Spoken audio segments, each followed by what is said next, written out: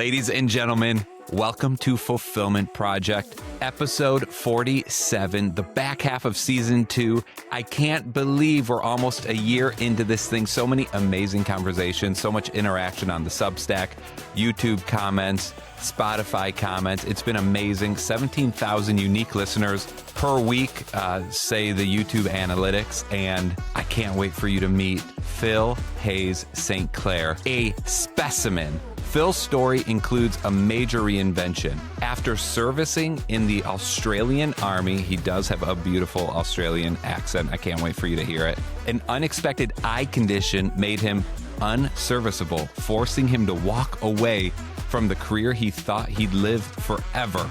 Have any of you had a life circumstance that changed the road you thought you were walking down? Phil can speak to that. Phil writes that he spent years rediscovering his purpose, and that journey shaped his work coaching leaders to scale without sacrificing health and relationships, because your business can't grow faster than you do.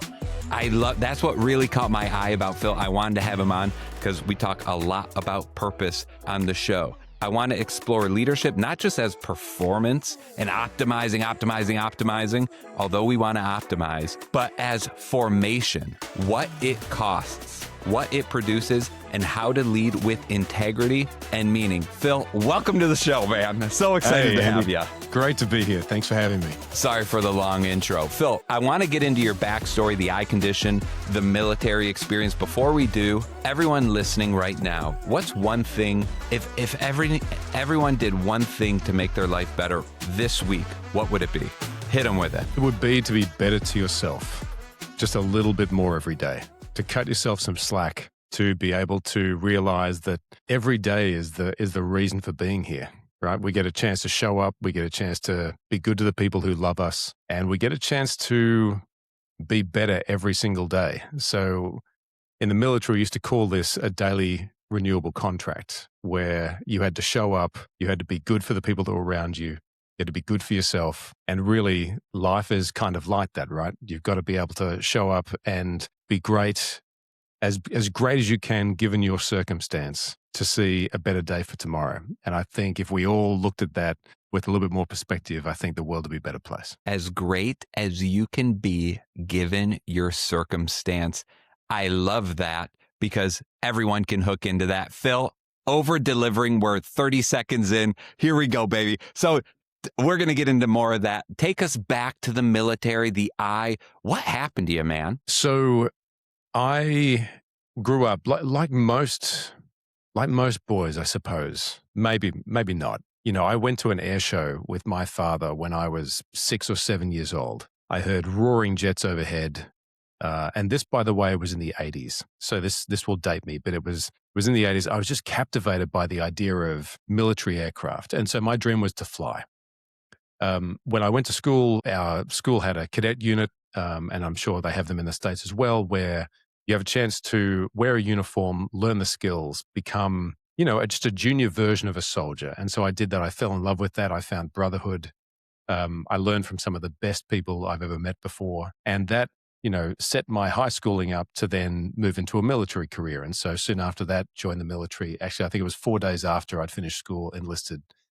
And my commanding officer at the cadet unit said to me, listen, if there's one piece of advice that I could give you, it's to learn how to follow before you learn how to lead. And I didn't fully understand what that meant, but what he was saying was, don't go to officer training.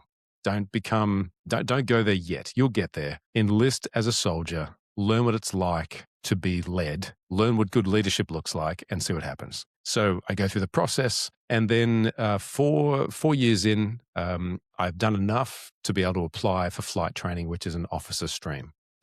And I've tried this 3 times. My first 2 times I failed. Third time I get in, and it's amazing. I've checked all the boxes. I've passed all the screening until we're about to go to flight training. And I get asked to come back for one more thing. They think they found something in my eye exam.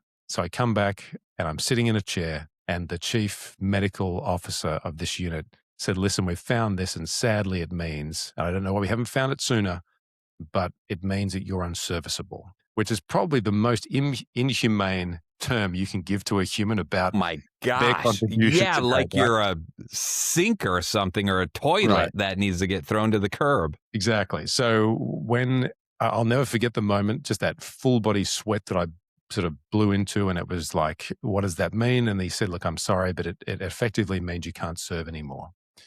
And this was a kind of circumstance where everything to that point had been built towards that job, right? There was no plan B. There was no plan anything else except to retire a professional soldier. And so it was a difficult day. And it was one of those things that I think started that path of reinvention, as you mentioned, because we all have to reinvent. But in the moment, you lose such perspective. Like everything just narrows to Yeah. what do I do at lunchtime, let alone what do I do everything else. So it started a journey, and I'm actually pretty pleased to say that, of course, got through it and have gone through reinvention since then. And it's actually one of the things that I'd hope more people got good at, because I think gone are the days when we have a chance to, jump on an escalator and go through the entire set of life, as the doctor, as the accountant, as the community leader, whatever it is. Life is not like that anymore. So I'm hoping that more people are getting used to and feeling good about reinventing themselves. Well, and I've done a couple episodes on it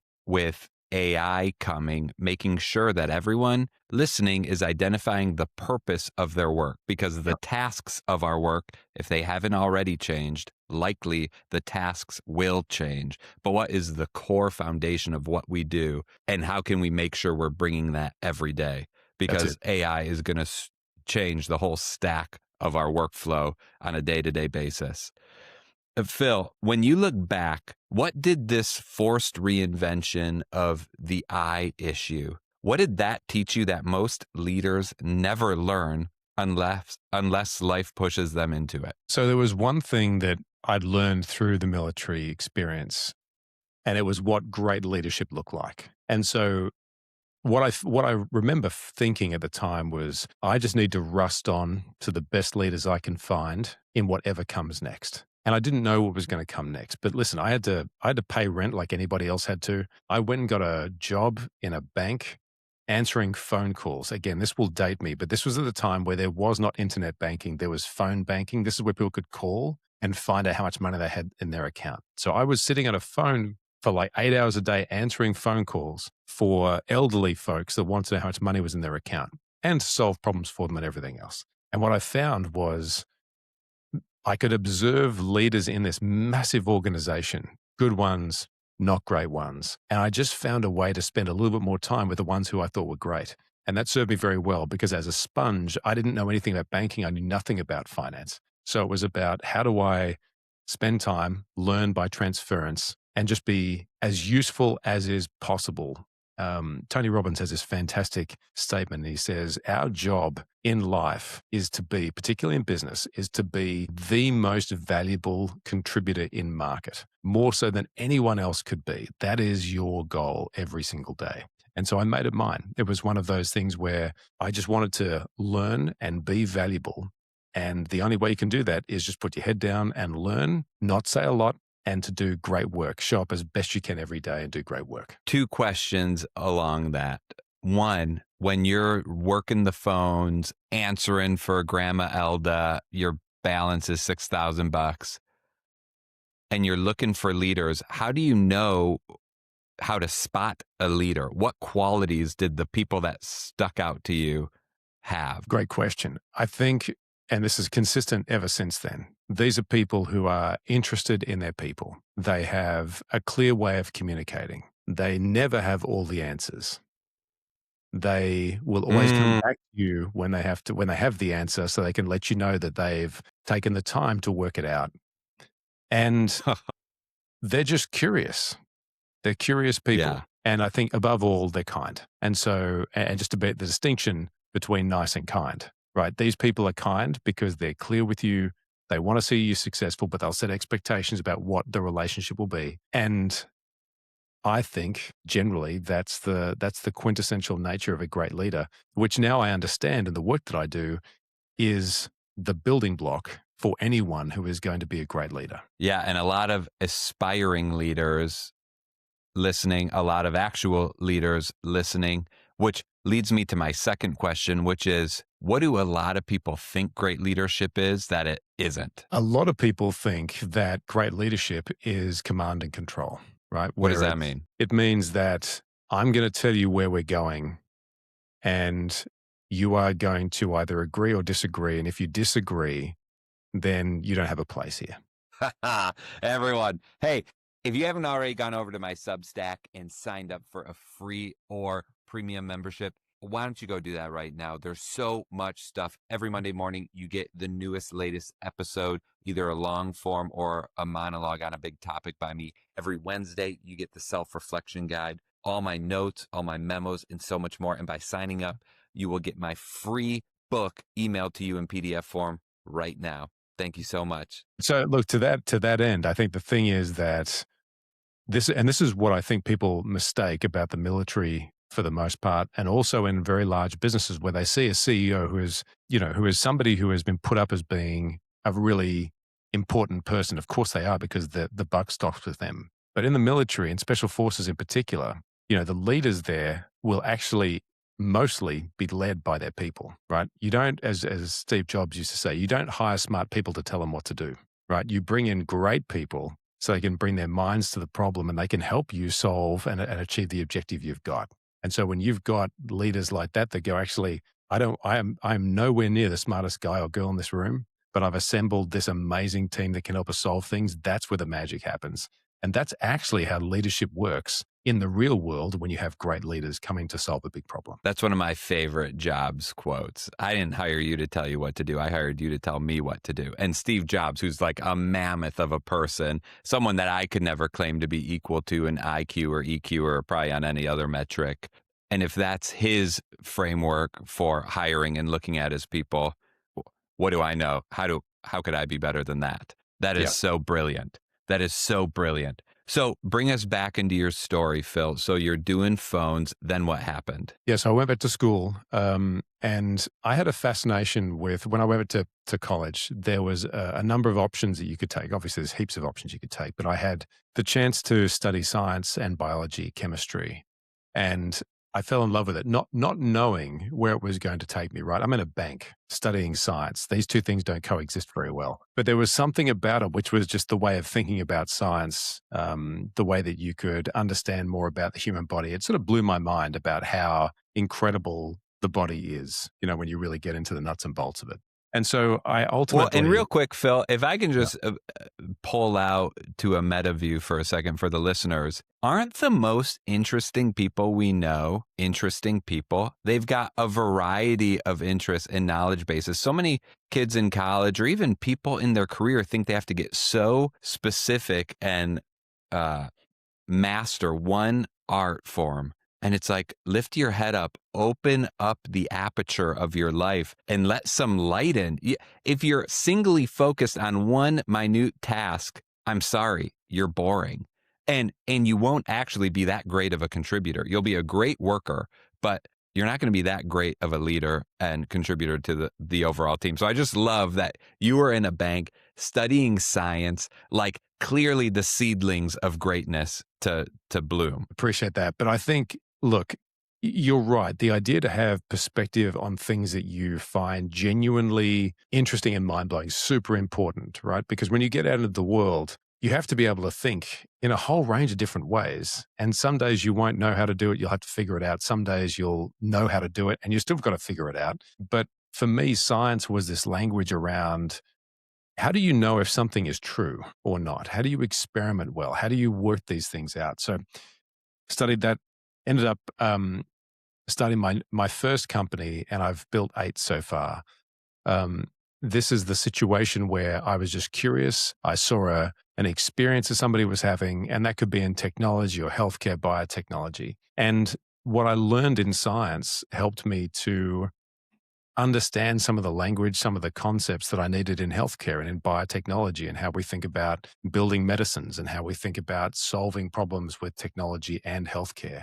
Now, I didn't do a PhD and I didn't go and become an MD, but what I learned was the words and the language that made sense. So I could have a conversation with people that had those qualifications, because what I could bring to them was assembling a great team, building something of value, knowing how to sell that thing of value, and then to build even more momentum in the back of it. And, the thing about building businesses is that people think you've got to go and get it right the first time. There's a spoiler alert, you never ever will. And so when you go in for your first time, it is a complete anomaly that it works out the way you expect. For everybody else that goes through this process, it's part of the practice, right? It's the ability to go, I didn't market that well last time, or my product wasn't great the second time, or my team wasn't great the third time. And when you look back in the entrepreneurial books of the best in the world, they've often gone through so many of these starts and then finally hit the right timing, the right product, the right team. And it's just worked really well. And the rest is history, as they say.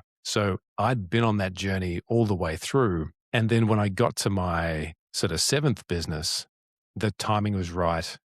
The product was right. We had landed. I'll tell you just quickly about this. We ended up in a circumstance where some science had been done over the last 30 years. So we were standing on the shoulders of giants. Science had been done to say you were able to measure some proteins in the blood that would help to predict the onset of a whole range of chronic diseases. And so the science was solid, and I was asked to bring together a company to bring this to market. And that was in 2018. Now, we had just come to market in 2019, and around the corner was COVID. And what happened in COVID was, at least in our part of the world, was people were looking for more ways to test things to work out what we were seeing in COVID. Yeah. And our business absolutely exploded in terms of activity. It was, the timing just arrived. Now, you could never predict it, right? Yeah. Part of the business plan, a worldwide outbreak is going to happen. Exactly. Yeah. And so for us, it was all hands to the pump. And we were working 100+ hour weeks for years and years at a time to create the knowledge for us to understand and share what we were seeing with people who were consumers, who were doctors, who were scientists.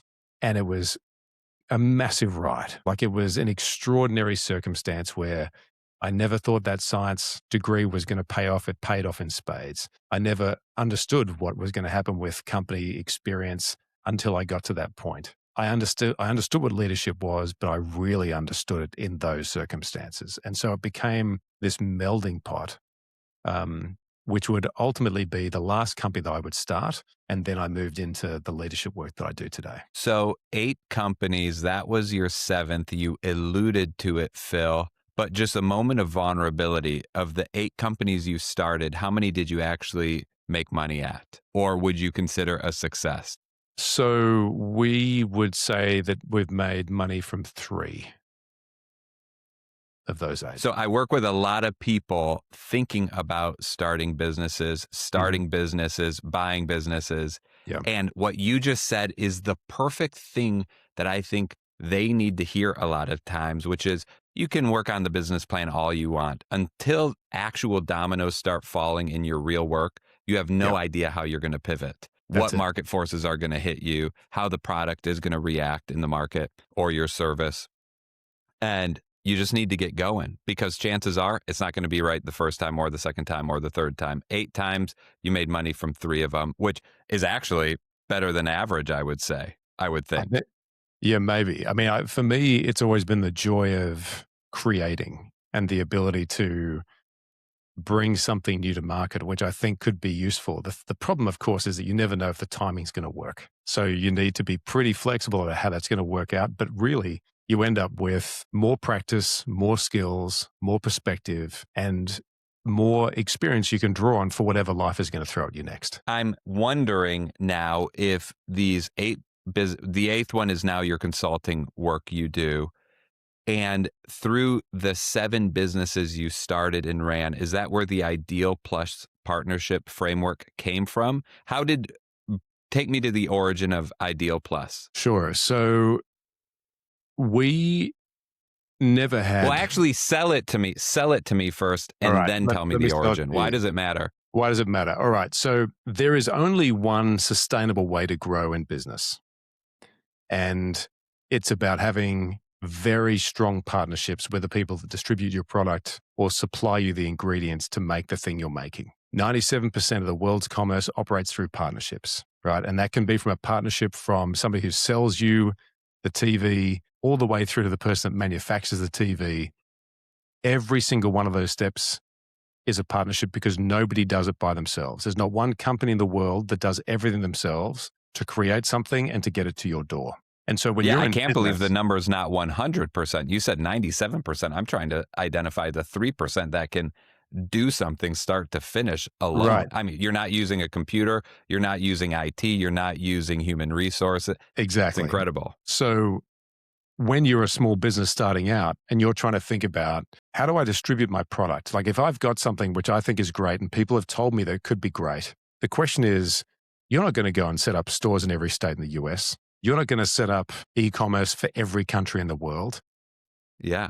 You're too small to do that, right? And you might get there at one point, but you've got to get there before you can make that decision. So the idea of partnerships was something that I realized that I was doing in every single one of my businesses to make them successful. And this is about being curious and finding the people who would be your partners and help you create the outcome you want while you're helping them move forward as well. And so the question was, why is it that we were so successful in doing that? And I realized that there was a number of steps that I was almost intuiting as I was thinking about, should you be a partner for me? And so I didn't realize I was doing this in real time. But when I wrote it down, it spelt the word ideal. So I'm going to walk you through it. There are 5 component parts. The first one, I, stands for intent. Do we have shared intent? If I was to say to you, hey, listen, Andy, I'd love you to help me distribute my product. And you said, hey, Phil, I really love what you're doing there. Let's write down why we think it makes sense. Then you've got intent. All right. So that's really, really important. The second thing is, do we have dual benefit, right? Are you going to get benefit from helping me? And am I going to get benefit from you helping me? And not just one, 2. I need to deliver you 2 material benefits so you stay interested, because you've probably got 100 guys like me coming to you saying, hey, Andy, can you help me with my thing? All right. So dual benefit both ways. The third word, E, stands for era, right? Now, partnerships go over years. They don't go over months. They certainly don't go over days. And so the idea is, I need to work out if we can be in business for at least 3 years together, right? Because it takes long-term relationship. Yeah. That's it. And can I sustain that with you? And can you sustain the interest in what I'm bringing to you? That's why the incentives are so important. So that's 3 years. Now, we'll get to what we've got to do soon in a second, but A stands for allies. Right now, I might be the CEO of my business. You might be the CEO of your business, but there's a great chance we're going to hand this off to our people, right, to do this for us. And so the question is, do you have, or do I have allies in your business that can help me deal with all the things that you have to deal with in order to distribute my product, right? And do you have allies in my business, just in case for whatever reason I'm not here anymore or you're not here anymore, right? Because the main reason why partnerships fail is because once the person who was the key person of influence leaves, those people end up, the whole thing collapses because no one else has got any corporate knowledge about what the partnership was all about. Right? So allies are super important. And then L for ideal is we need to land the first win, right? When you say to me, you're going to take a bet on me and I'm going to help you distribute your product, and the rest of your team is looking at you going, Andy, what are you doing? Like, why are you taking a bet on this guy? So, well, I like this guy. We've got incentives. We've got all the alignment. This is looking really good. But my job, if you've taken that bet, is to repay that effort that you've given me by proving to you objectively that it was worth your while. And that I do that by landing the first win, which means that whatever we agreed is important for both of us to prove this is worthwhile, you end up seeing it so you can communicate that with your team. So your team goes, that was a pretty good call, Andy. Well done. That's ideal. Where do people go wrong? What's the biggest of this framework? What's the biggest hiccup you see people miss? It's always, we thought we had intent, but we didn't, right? So we decided to exchange a contract that no one understood. We signed it. We wrote a press release. We sent it to media. Everybody felt great. And then 6 months on, nothing has happened. And it's because no one had shared intent. They didn't know what the benefits were. They didn't have the allies. They didn't know how long it'd go for. And they had no idea how to deliver a first win. An early boss of mine, Ty West, used to say, he'd call it happy ears. People hear with happy ears. Everyone's hearing what they want to hear. Yeah. They go back to their team and they say, yeah, we had this great combo. It's going to work out really well. They want this. And the other side goes back and says the same thing, but the material facts are different about what each. So when you come back together, it's like, there actually is no deal here. That's it. So I've gotten really good scaling my business at being very explicit. And there are some fuzzy parts you want to be true sometimes, but it's a little awkward to call it out, write it down, put a line under it. Mm-hmm. And I've just gotten really good at calling out those fuzzy parts. That's so we are either on the same page or we identify a discrepancy as early as possible. I call it racing to know. I want to get to know as quick as possible. And ideally, there is no, but I'm chasing it so that we can get to the bottom as quick as possible, either to identify that it's not going to work or to identify, hey,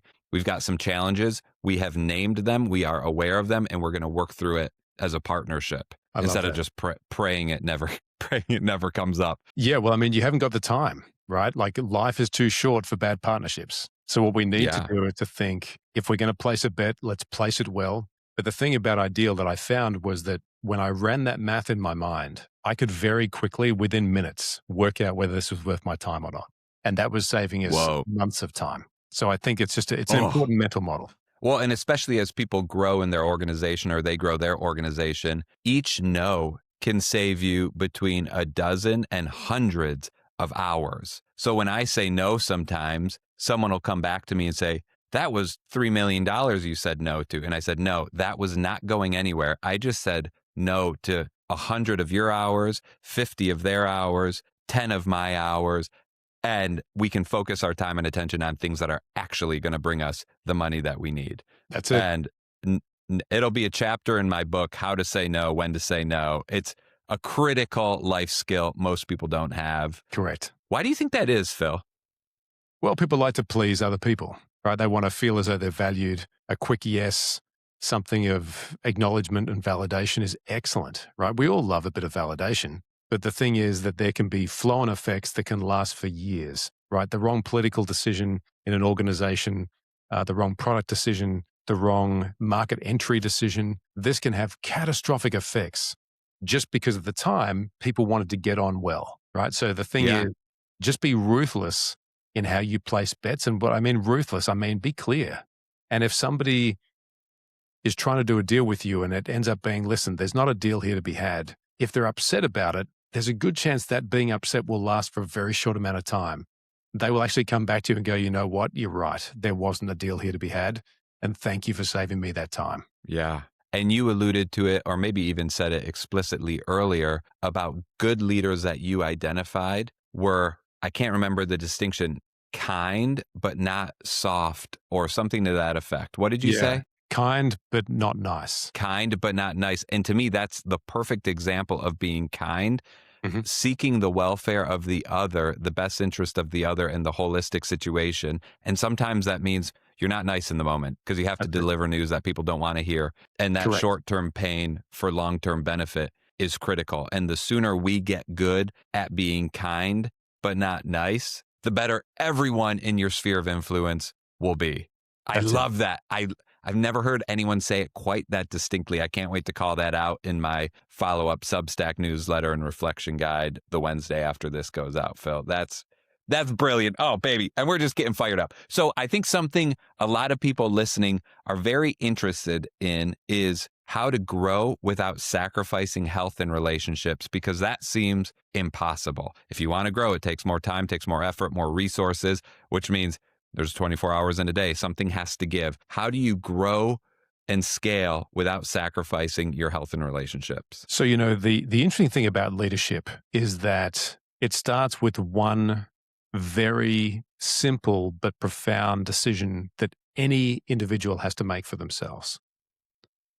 Do I want to show up and contribute more for the people I serve than than myself? And when you make that decision, that you're here to serve the people that work for you, the community you want to lead, it changes the dynamic around how you perceive and think about growing. Because for people that don't make that decision, it's really all about themselves. They'll put more work in, but it won't go any further faster. They'll be thinking more about how do they look? How do they show up? What are the things I've got to say? And when that starts to happen, and it happens for a lot of us, when we think that's the right model of leadership, we end up acting and doing things which are more about ourselves and less about the people around us. So you don't end up actually growing. You end up being more focused on yourself. And what that implication is that you don't really have a chance to grow into the person that you're hoping to become as the leader. So the decision starts with you. Do you want to contribute and serve to the people around you? That provides perspective. Do you want to build out a curiosity of leadership that's stronger than anyone else's? When you start doing that, that aperture changes and you find that you can apply not just contribution to others, but you can start looking after yourself. So you start valuing the relationships around you more.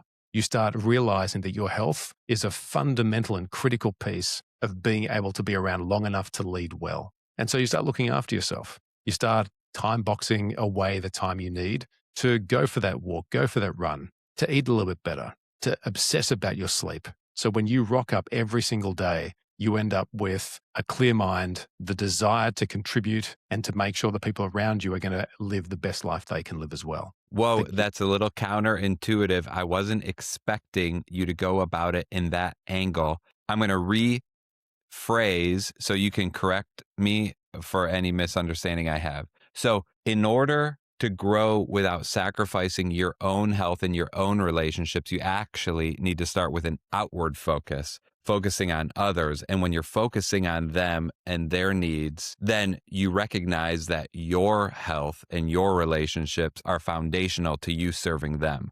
So instead of starting with yourself, you start with the other. And through that circle of life, you recognize your importance in managing your own health, your own sleep, your diet, your supplements, all that stuff. Correct. And it's the decision that you make. Do I want to be a great leader? And a great leader can be, you could be in a school. Do I want to be a great leader for my friendship group? Not saying you have to lead them, but do you want to be a great leader because like attracts like? You might be in college, you might be a professor or somebody who's teaching in college.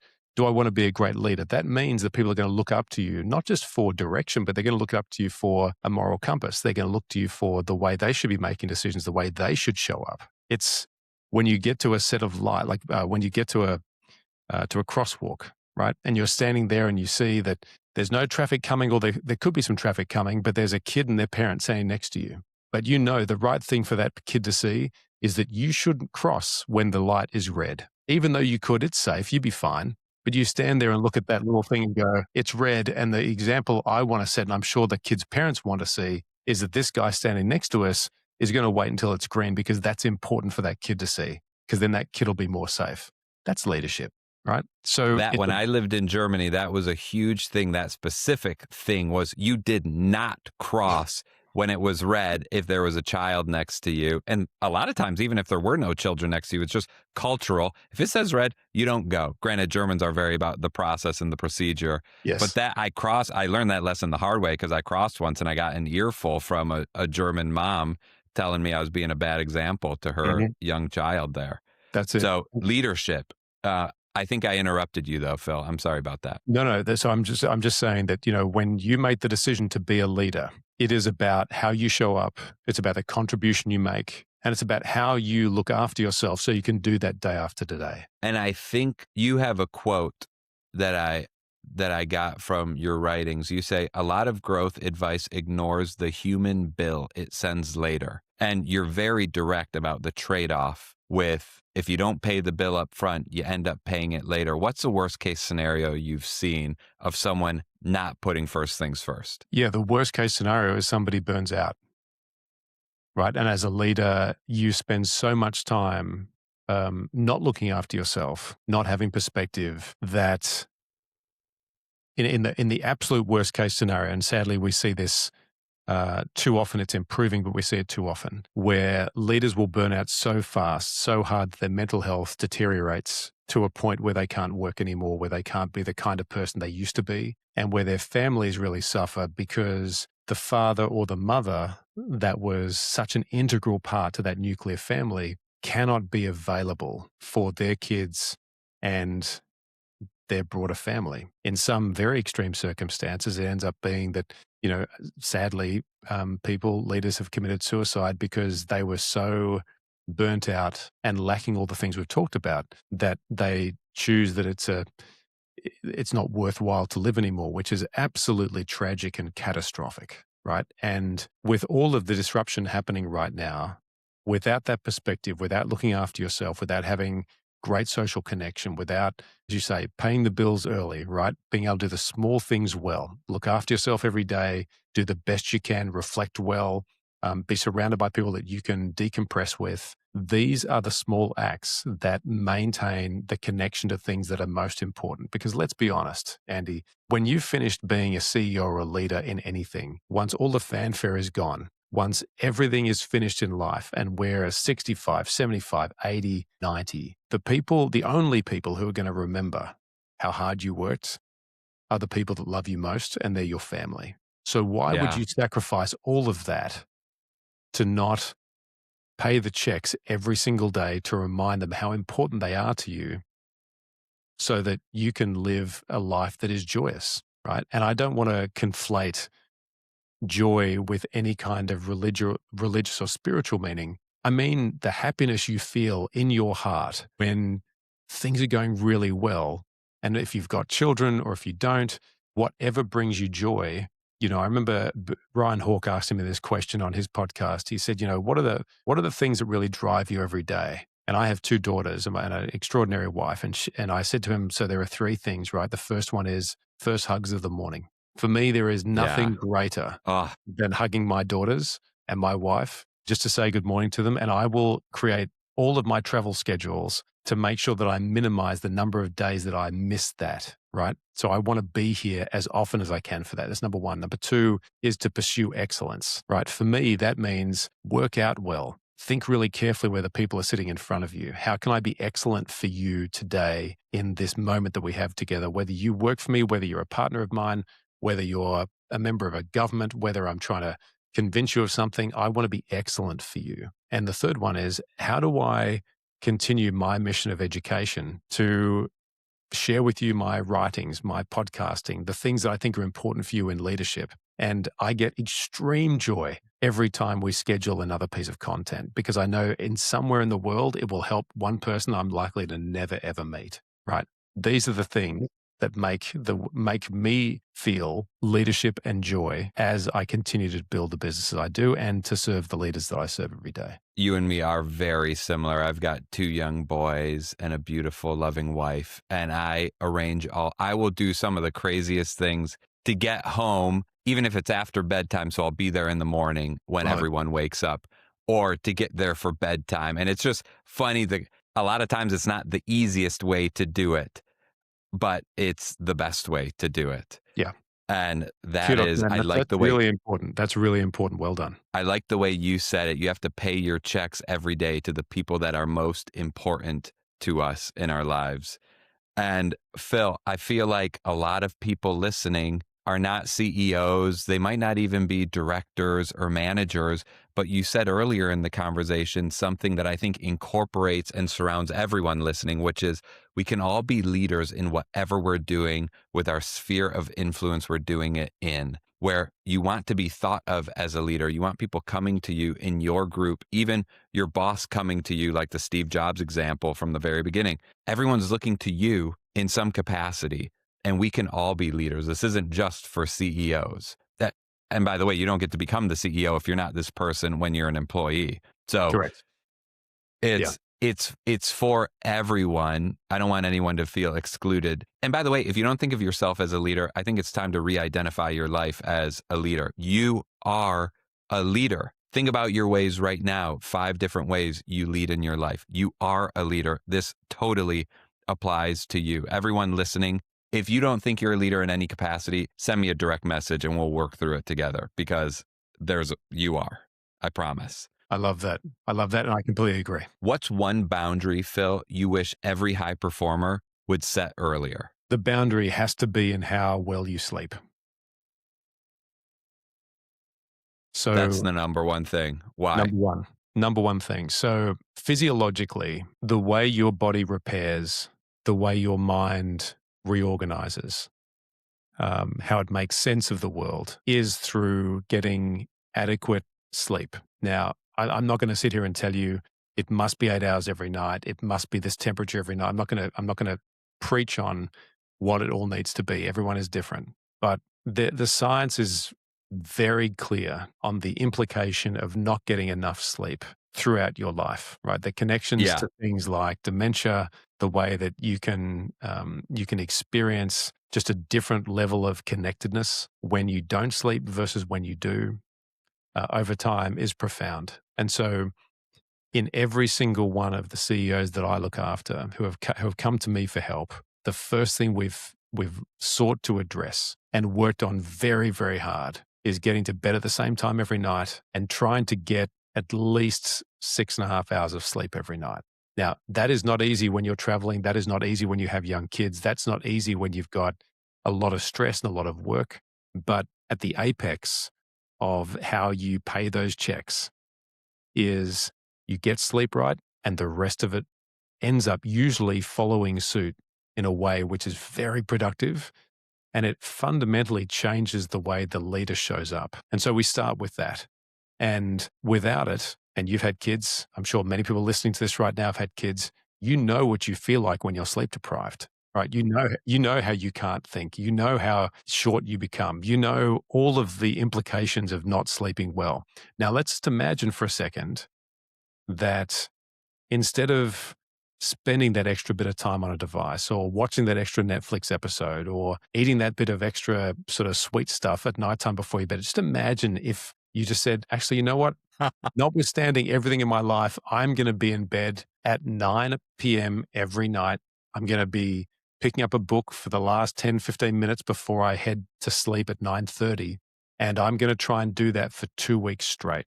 That challenge alone will rewire how you show up every day. I read in the Wall Street Journal, which is one of my go-to newspapers, a couple months ago, I was surprised at the article they had on CEOs, presidents, business leaders that arrange their travel around their sleep, highlighting how these big-time executives, names we all know, manage their travel around their sleep. And like they'll start changing time zones a couple days earlier. They'll incrementally change time zone at home, going to bed earlier or later, depending. They'll book lie flat first class seats so they can sleep on the flight. They arrange their meals, particularly when they arrive at their destination. They either take a nap or get a workout in or get a swim in, whatever, to keep their sleep rhythm intact. It was so incredible. The funniest thing I read was one executive brings a fresh pair of socks, and when he gets off the plane, he puts on a new pair of socks because psychologically, some study said you're used to putting socks on in the morning and it tells your brain it's a new day.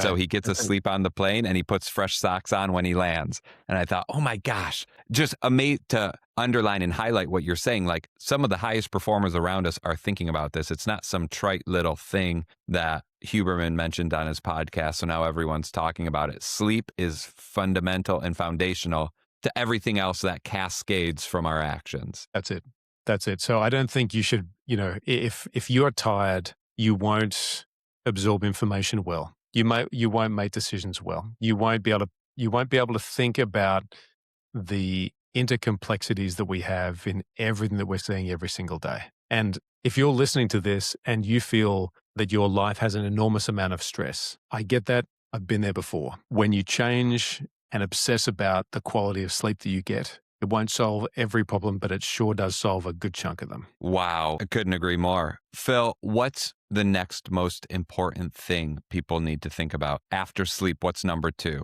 First thing you do with people, you look at their sleep. Next thing. Yeah. So I think a lot of people would go down a pyramid of saying, well, then eat well and exercise well. And those things are important. I actually think that social connection is possibly the most important thing after sleep. The idea of having the group of people that you laugh with, that you can talk with, who are deeply committed to seeing you be successful. They love you, they think of you well, and you do the same for them. We saw through COVID, through the pandemic, just how profoundly dangerous it is for people not to be together. And that was a very difficult circumstance. But the hang up from that is that we spend more time on Zooms. We check the convenience box to make a call instead of finding a way to get together so you can have those visceral, wonderful in-person circumstances where when you laugh, you belly laugh so hard that your face feels like it's about to split, right? It's those kind of moments that we just need to get back to. And the thing is that, you know, I can't help myself but create communities wherever I go. I get such immense joy from people colliding into each other that ordinarily wouldn't. And they get a different set of social connections that might take them through the next chapter of their life, that actually might prove to them that the social connections they had up to this point might not be serving them very well anymore. And it's about the exchange and the humanity that we have that is uniquely human, that allows us to have the laughs, to exchange the sorrow, and to be able to just talk and be present and be around. I think that is the next thing that is absolutely super critical. And yes, we are facing the most concentrated amount of disruption that any human at any point of humanity has ever seen. Now, it's all relative, right? I'm sure people that were going through the Industrial Revolution were feeling a complete sense of doom when they were seeing smokestacks and coal and trying to work out what is this new way of doing work. I'm sure they would Yeah. have felt very overwhelmed. A very great number of people are feeling overwhelmed about what's going on right now with climate, AI, military conflict, and everything in between. It is overwhelming. You know what solves a good chunk of that? Being human. And the way to be human, beyond getting good amounts of sleep, is being together. And sometimes that means finding new communities and new places where you can actually build new relationships with the aim of contributing the most human thing you can, and that's being connected. So when you built your Ideal Plus framework, you were telling us you were doing this process without realizing it, and then you put the framework, you put a name to the framework you were already doing. Do you have a framework for this relationship building that listeners can take into their communities? Because we talk a lot about you are the average of the 5 people you spend the most time You bet. with. And you just said a lot of people are operating in an old ecosystem that doesn't suit their current life as well as it should. But people don't know how to break out of that ecosystem and build a new one, or add in elements of a new one, or remove pieces of a new one. What's the framework for your relationship building? I think it's as simple as listening for the invitations, right? Think of the last time somebody said, you know what, you should come along to this. And you said, no, I'm too busy. Or you pushed it away, right? You should come to the fathers group thing that we're doing next weekend. Or Yeah. you should come along to the event happening next Tuesday night. And yes, we're all busy. And yes, there's a lot of things that could go on. But imagine what would happen if you said yes.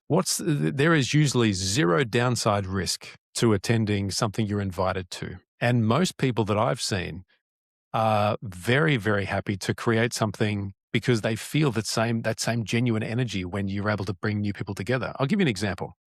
At our school, every year in the junior school, up to year 7, we have a father-daughter camp, right? And it's no mums allowed. It's fathers, it's daughters, and if the girl doesn't have a male role model, then one of the other dads will bring them along as part of their family.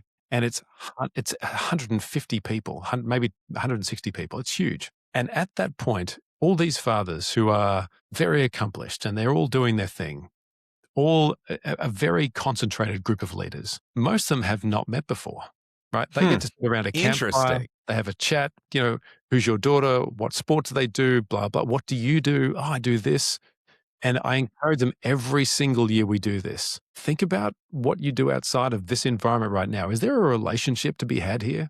And of course, that always happens. Now, what's come off the back of the most recent one, which was October last year, is a run club, right? One of the dads Get said, out of here. I'm looking for, I think we should do a run club. And to which all of the men who heard him say going, oh yeah, like, could be fun. I used to run a little bit. Now, we're talking about guys who have not run in 10, 15, 20 years, right?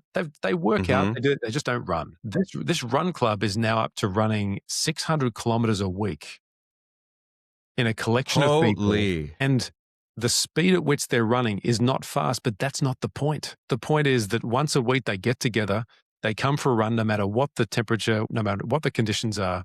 We go for a run, we have a laugh, We have a coffee afterwards, and then we get on with our day. And it is absolutely magic. Right now, it can be anything. It can be chess. It can be darts. It can be stamps. Like, pick whatever it is that is the galvanizing force, and maybe just bring a group of people together, and just with the spirit of saying, let's talk about the thing we all tend to enjoy. And most importantly, Andy, this is a thing that the military taught me, and I've carried it with me every single day. The number one free circuit breaker to create new relationships is humor. So bring humor to what's going on to allow people to feel welcome, and then just allow them to contribute their own level. Now, not everyone's always going to gel. It's not about that. It's about inviting people into a community that they might feel that they can belong to, which enriches their life, gives them something to look forward to they didn't look forward to before, and it will make their life more joyous. It might also convince them that they're a leader in their own right. And if you do that, I think that's a wonderful outcome. And for someone who's not naturally funny like me, there's just a standing joke with my wife. When I try to be funny, it just is so disgustingly ugly. But when I'm not trying to be funny, like sometimes funniness emerges, So I might say, or I want to run this by you, Phil. Maybe if you're not funny like me, some of us don't have the gift, just a natural lightheartedness and openness about you, where when you're trying to create relationship, it's not a contractual agreement for bits and parts. It's like, just have an open heart and be lighthearted about it. And by the way, maybe even when you're working on the contract, that might be the best posture to take as well. But what do you think about that? I agree. Is that malarkey? No, it's not. It's not. It is about having an open heart, because when people see that, and we don't see that enough in the world generally, right? Because we've all, as Brene Brown would say, we carry armor because of all the things we've seen before in our lives, all the things that have made us a little bit more steely than we need to be. Yeah. When the offer is to remove the armor and to say, hey, listen, we're catching up for coffee to chat about whatever it is we're going to chat about. Why don't you come along, right? Mm-hmm. A true point of leadership is for somebody to make that offer, because what you might not know is that offer might be so profound that it might actually save their life. And back to the seriousness of being overworked and getting burnt out, that's not a metaphor or an allegory. I mean, that's the real thing. Literally, inviting someone to coffee could save their life. It could be the thing they've been praying for, hoping for, wishing for, wanting, and extending that invite, no matter your position in the hierarchy, could be the thing. Phil, if there's no other takeaway than that, what a beautiful takeaway. And bring us home, man. What didn't I say that you need to get out to the audience? I'm going to ask in a minute where people can find more, because I think people are going to be genuinely interested in this topic. Everyone I talk to is. But what didn't I mention that people need to know for welfare? I think it's about 1% improvements every day. We think often, we're taught, conditioned maybe through social media, through the icons that we look up to, in what history doesn't tell us, is that humans are just humans, right? We read a story, a biography, we hear things about people, and we assume that they've got all their shit together, right? That they're well organized, that it's always great. Their sleep's always good. They look fantastic. They always say the right things. From people who are in special forces through to the highest forms in government, right through to the person who is directing traffic at your kid's local school, through to the teachers that you hope are looking after your kids.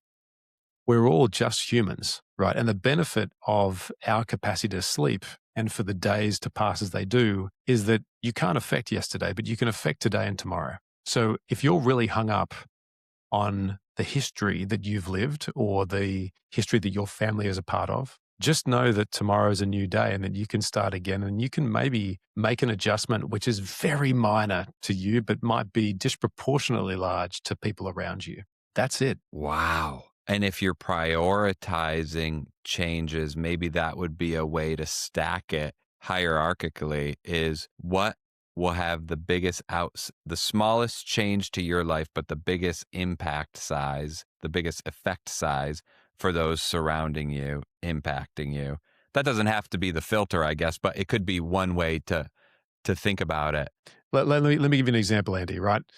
Yeah, please. Something that's super small. And this was taught to me by a friend of mine, Aaron Roberts, who is a fabulous guy. He said to me, every time I run past somebody on my morning run, I say good morning. I thought, that's really interesting. So I started doing this like 10 years ago. I started doing this, and 80% of the time it catches the other person off guard, right? I say morning and they'll look at me Yeah. and sort of just go, whoa, what is Oh, that? yeah. But then there'll be people that just go, hey, morning. And it's a small exchange. I don't know these people. You don't know these people. It's just about being human, right? All the way through to the way that you hear about, some of the world's most iconic military leaders. James Mattis, for example, right? James Mattis reads like an absolute demon. That man can read and consume like you've never seen. You'd never know it unless you had read about that.